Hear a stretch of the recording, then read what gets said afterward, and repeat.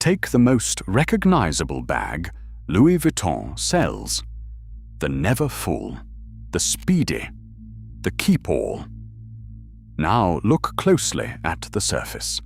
That is not leather.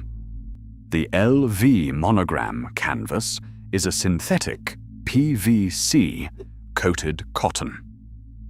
Plastic-coated fabric.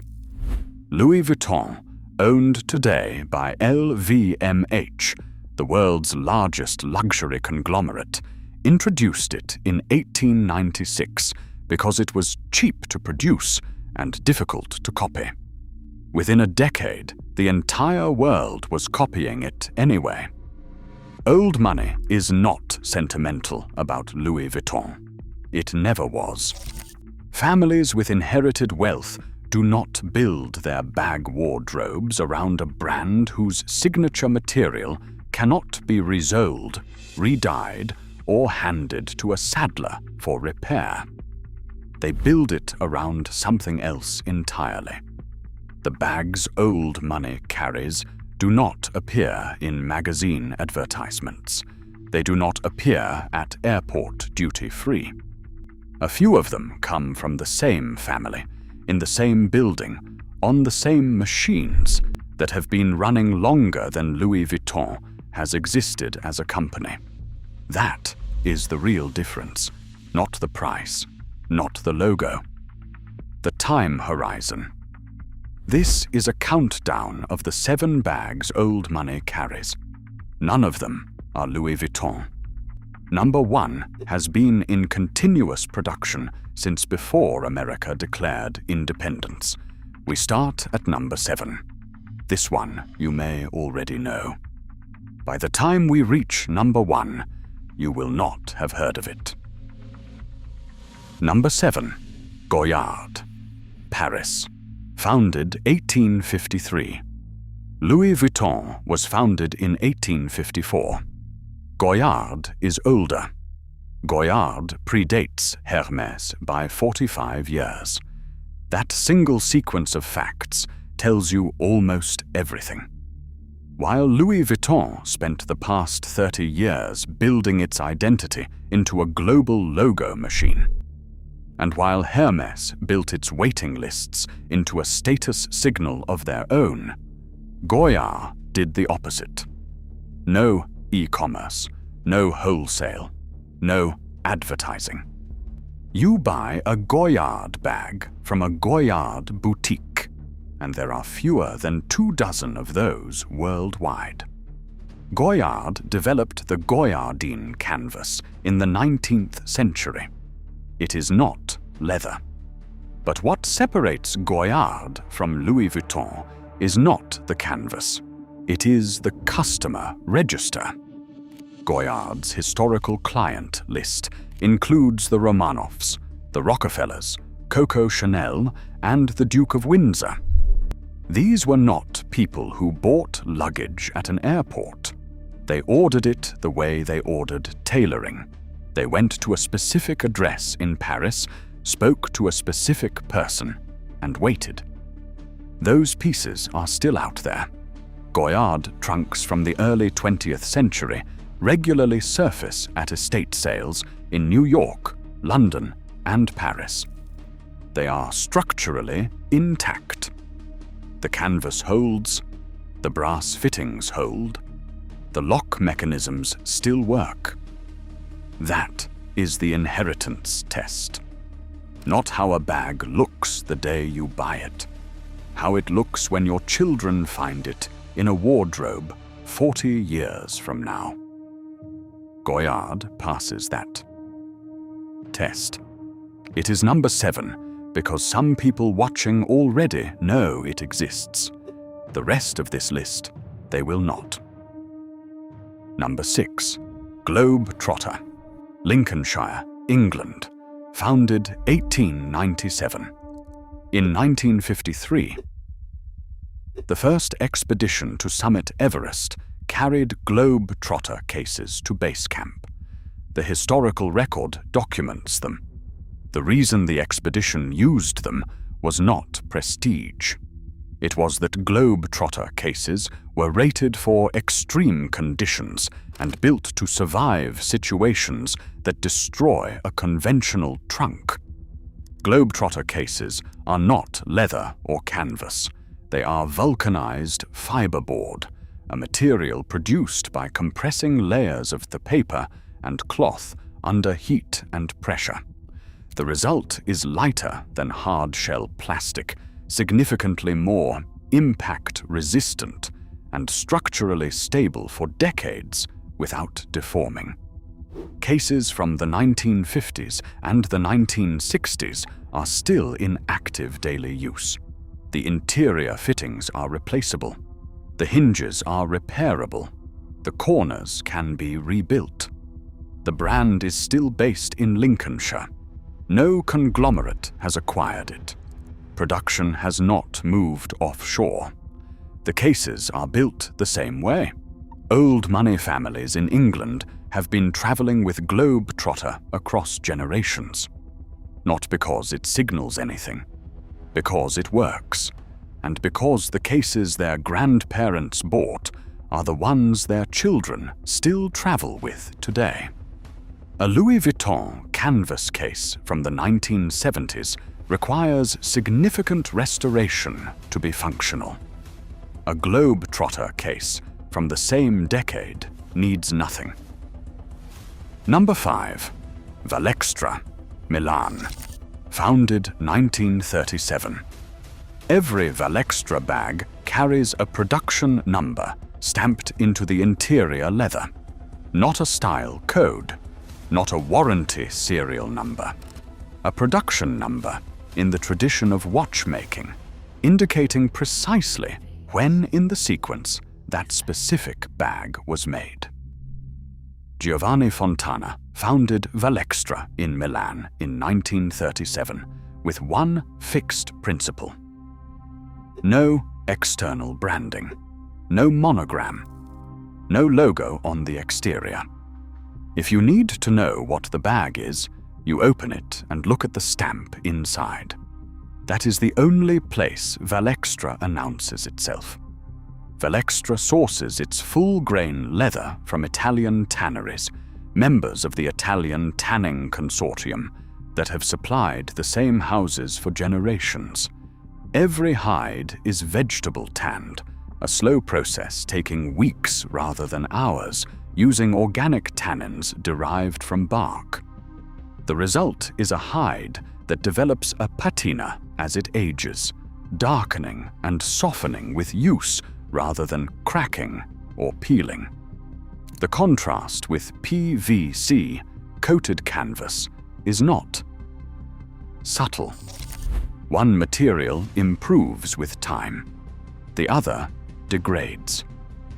Valextra is known within the Italian fashion industry and almost entirely unknown outside it. The people who carry it did not find it through an advertisement. They found it because someone they trusted pointed them toward a specific address in Milan. That is how old money has always operated. Recommendations passed between people who already know, rather than campaigns aimed at people who are being told.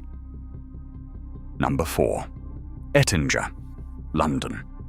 Founded 1934. Ettinger holds a royal warrant from King Charles III. A royal warrant is not a design award or a marketing badge.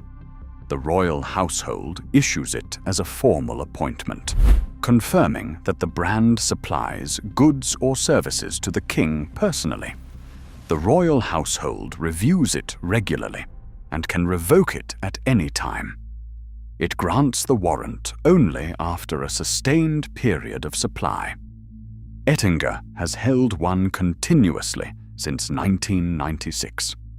The material Ettinger builds around is bridle hide. In bridal tanning, tanners pack the hide with tallow and greases over several weeks, making it extremely dense, water-resistant, and structurally rigid. It is the same full-grain leather historically used for horse bridles. It is not the softest leather available. It is among the most durable. An Ettinger bridal hide briefcase bought 20 years ago does not look 20 years old. It looks better than the day you bought it. Bridal hide develops a surface patina that cannot be replicated in a factory or applied in a finishing spray. It comes from use. Ettinger makes no bag designed to be bought repeatedly. The entire production philosophy is built around one purchase for life. That puts Ettinger in direct structural opposition to the LVMH model, which requires the customer to return. Number 3. Schedoni, Modena, Italy. Founded 1857, Enzo Ferrari chose Schedoni. When Ferrari began fitting bespoke luggage sets into its GT cars, they commissioned a leather house in Modena that had been operating since 1857. The reason was not branding strategy. Schedoni was the finest leather workshop in Modena, and Modena, the home of Ferrari, has extremely high standards for what that means. Schedoni builds each luggage set from a precise template of the car's storage compartments. Every case sits flush inside them without movement. The cases do not shift in transit. They do not rub. They are engineered. The bags are made from vegetable-tanned vaqueta leather, full grain, selected for structural integrity across decades. Each piece is cut and assembled by hand in Modena. What most people do not know is that Schedoni makes travel bags independently of the Ferrari commission. Their standard travel line uses the same leather and the same construction process. The house is almost entirely unknown outside automotive circles and the specific community of Italian leather collectors who know where to look. A Schedoni bag purchased today comes from the same hides, the same workshop, and the same techniques that Enzo Ferrari approved in the mid-20th century. That is not a marketing claim. That is a production record. Number 2. House Cox, Birmingham, England. Founded 1875. House Cox does not advertise. The company opened in 1875 in Birmingham's jewellery quarter, when Birmingham was the centre of English leather goods manufacturing. That trade has largely moved or disappeared since then. House Cox has not moved. Their material is bridle leather, the same dense, tallow-packed hide used by Ettinger. But where Ettinger is known within royal warrant circles, House Cox is known almost nowhere. Their name does not appear in fashion coverage. Their bags do not appear on celebrity editorial pages. They have no flagship store in London or New York.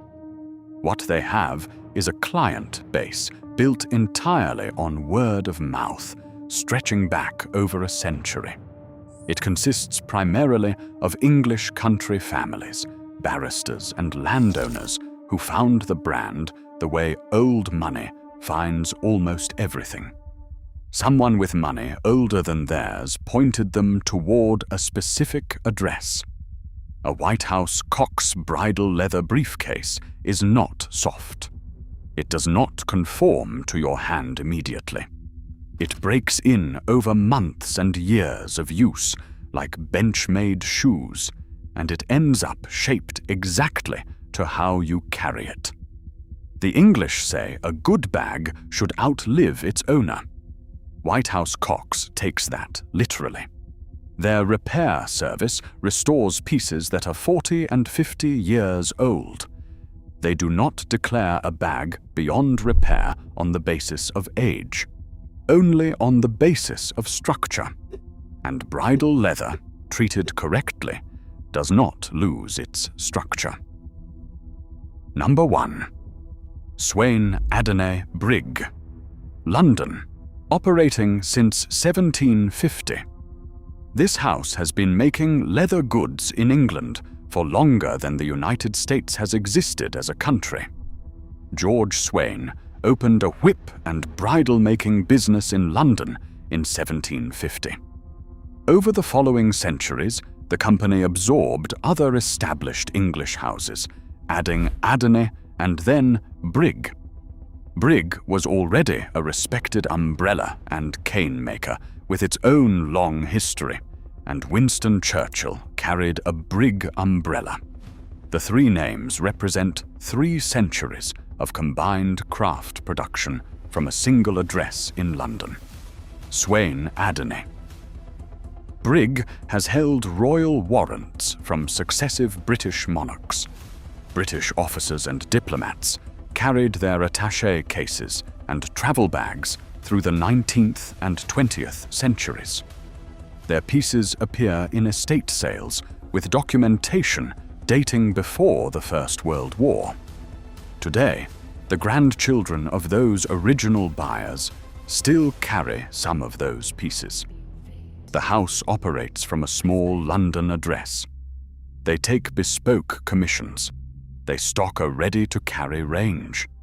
And they repair everything they have ever made without a time limit on that commitment. That last point separates Swain, Adeney, Brigg from almost every other brand in existence, including every other house on this list. There is no expiry on their repair relationship with the customer.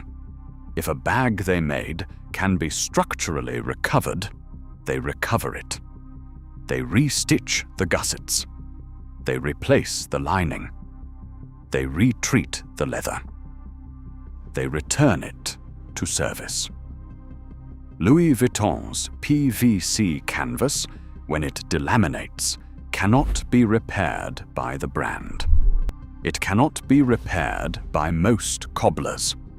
The material reaches a structural end point.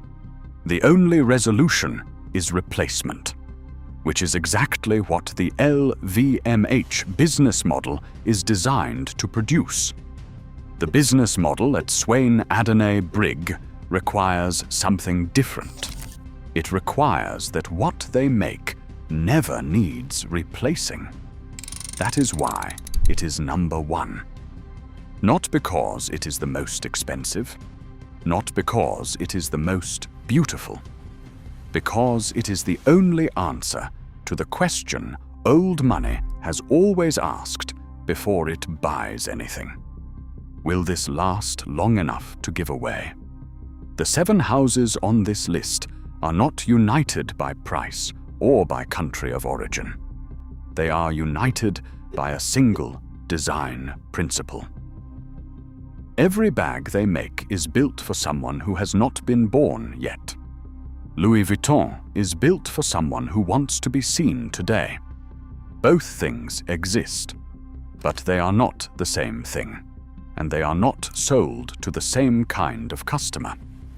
The customer who buys a Swain, Adeney, Brigg attaché case is not buying a product. They are buying a decision their children will not have to make again. That is the inheritance frame. And it has nothing to do with how much money you have. It has everything to do with how far forward you are thinking.